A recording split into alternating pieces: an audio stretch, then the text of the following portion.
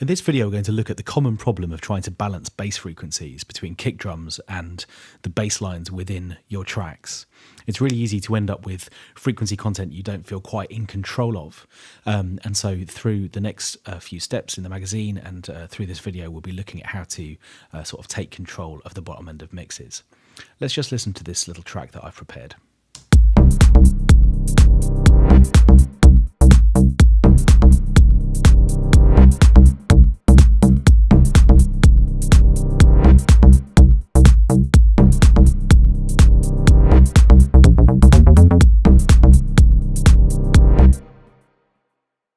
So as you can hear, there are a few things going on, but the three tracks that we really want to concentrate on here are the kick track at the top, and then the sub, and then the attack deep bass line. So I'm just going to mute everything else for a moment, and we can just focus on these three elements. Now, it's a really common practice to sort of double bass lines across a couple of sounds, and that's exactly what I've done here. I've got a sub part filling in the bottom end so it's nice and thick. And then I've got a more attack-based sound, which is providing a bit more energy higher up the frequency chain to bite the bass line a little bit harder. Let's just listen to those three things by themselves.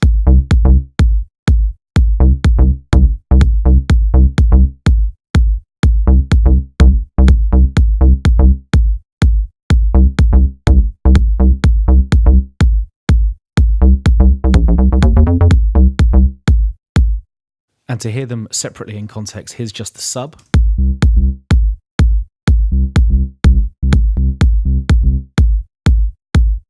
And here's just the attack sound on top.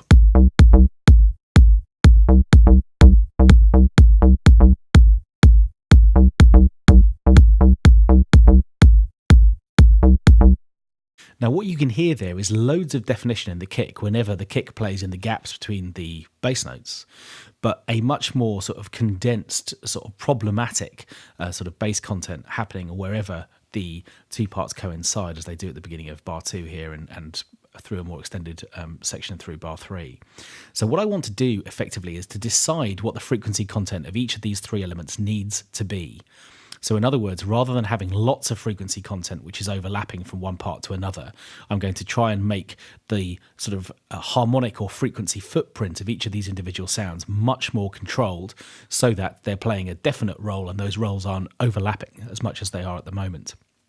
So to do this, what I'm going to do is some frequency analysis. In the mixer here, I've got EQ set up on these sounds, which aren't actually doing anything yet. They're just, as you can see, there are no bands set up. So what I'm going to do is to highlight and solo just the kick drum and see what it's doing in terms of its frequency content.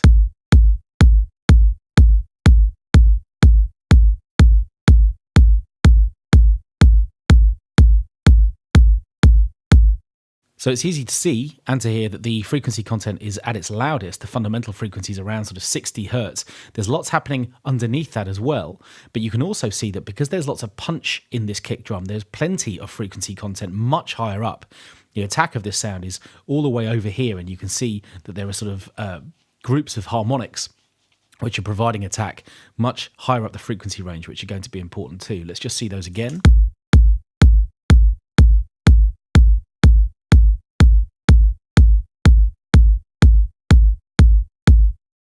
Okay, let's now look at the sub part and its frequency content, which is obviously going to be much more controlled.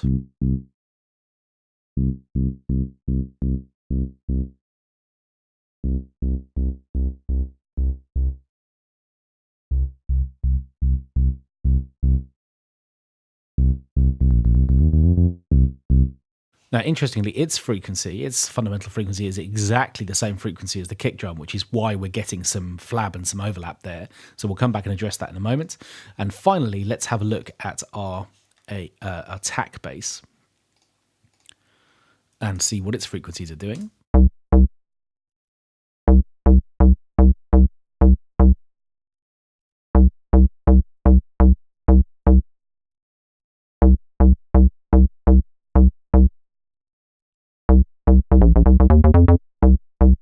Now, a sound like this, again, are fundamentals around exactly the same zone, but you can see these individual spikes of frequency content showing us the harmonics in this synth sound. So what we've basically got are three separate sounds, all of which are kind of confused and confusing each other around the 60 hertz mark.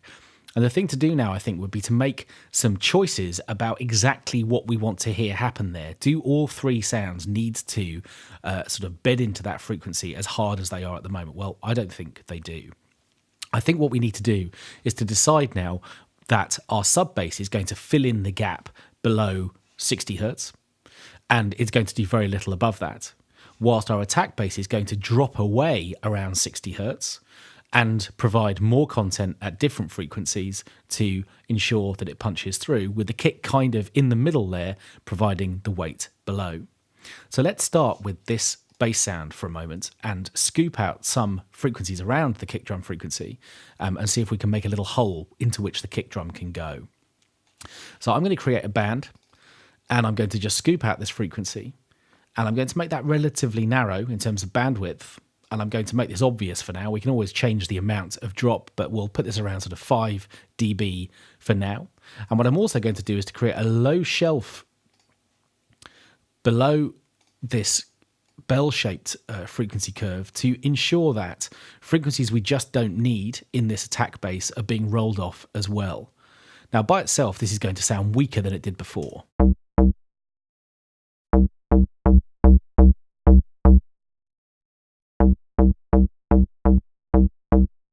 But that's okay. What it's doing is to create some space into which our kick drum can go. Let's bring that in now, and I'm going to bypass the EQ on the attack bass so you can hear the difference in and out.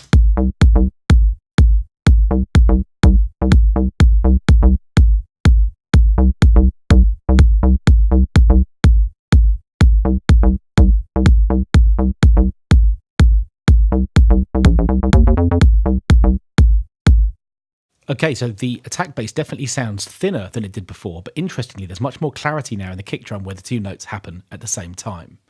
So what I'm also going to do is to put some additional content, some additional sort of weight into the front of the harmonics in this attack bass, a little higher up into the frequency content. So we're into sort of low mid-range now. And what I'm going to do is to create a nice sort of generous boost around this frequency area to give the sound even more punch above the main bass frequencies.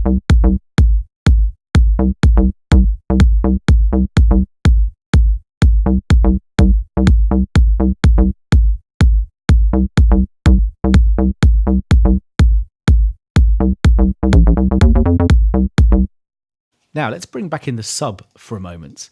Now here we've almost got the opposite problem. We want the sub to provide the weight which we've just scooped out of the attack bass, but at the same time we don't need to be doing much above about 100 hertz. And equally the super low frequencies between sort of 10 and 20 hertz we just don't need because we're not going to hear them, but they are going to suck energy out of the mix. So what I'm going to do is to tighten up a really narrow band of frequencies in this sub bass. So again, let's create a really low frequency channel, but this time I'm going to create a high pass filter. So in other words, really scoop out loads and loads of frequency content. We'll take this up to a sort of a 24 dB per octave filter. And you can see that I'm setting this around sort of 20 hertz. So we're just getting rid of everything below that point, really.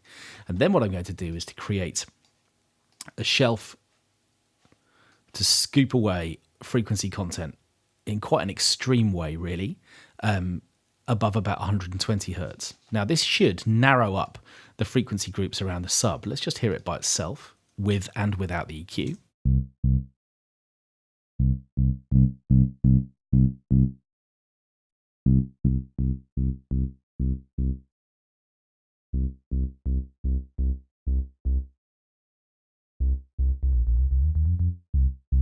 Now that's really focused that sound. It's really deep now, and it's got almost no harmonic content in it at all. Let's put it in with the attack bass.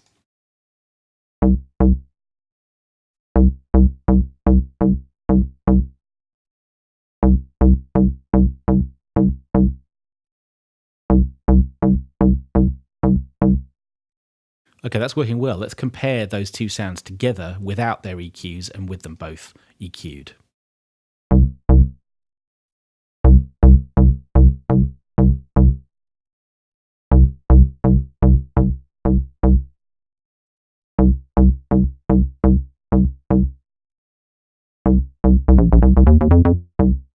And And that's working much better. There's much less overlap now. Those sounds sound much more joined together. They almost sound more like one sound than they did before.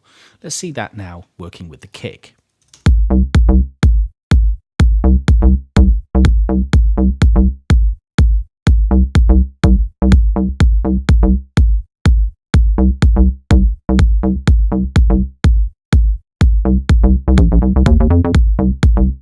And here's the same thing without EQ on the basses with the kick in.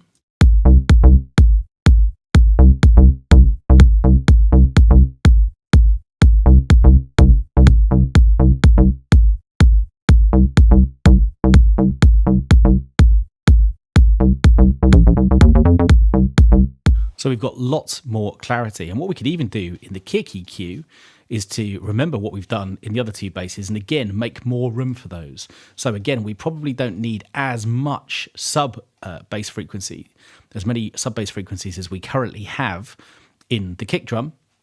So we're going to roll out some of that, maybe not quite as extremely as we did with the attack bass, but that will make more room for the sub. And at the same time, I'm going to remember that I've created a nice little space for the attack bass to do its thing around this frequency, around sort of 190. So I'm going to scoop a little bit out of there as well. And maybe at the same time, to provide a little bit more attack, remembering that my kick drum's got lots of treble frequency and upper mid-range frequency in it as well, just to provide it with a bit more attack, I'm going to emphasize a bit of that too. Let's see what that sounds like.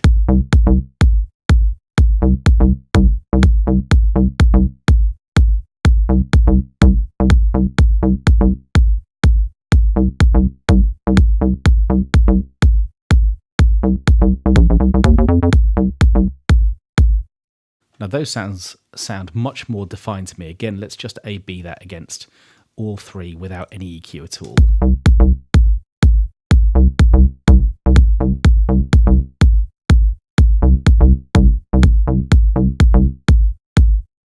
Okay, and now let's just put the whole mix back together. Let's play it through once without the EQ. So this is as it sounded originally, and then we'll punch the EQs back in. It would help if I unmuted these channels.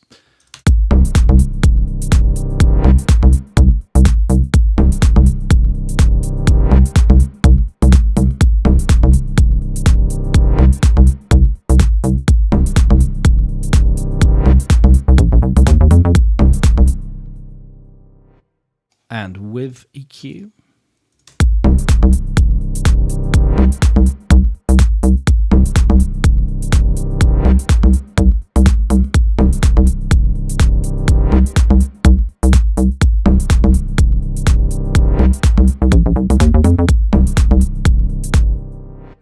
So the whole of the bottom end sounds much more organised. In fact, now the attack bass is too loud, to my ears at least, so we could adjust volumes. But in terms of using EQ to separate sounds and provide a dedicated role for each, that's a really nice way of providing more management of bass frequencies.